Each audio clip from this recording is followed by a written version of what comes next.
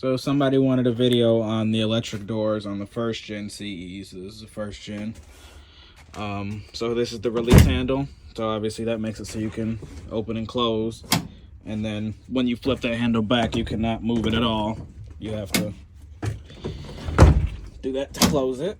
There we go.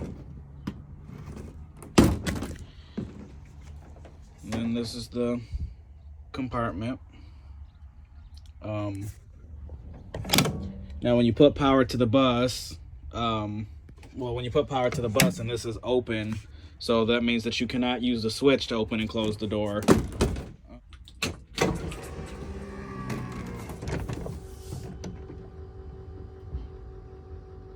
So, and then when you pull it closed,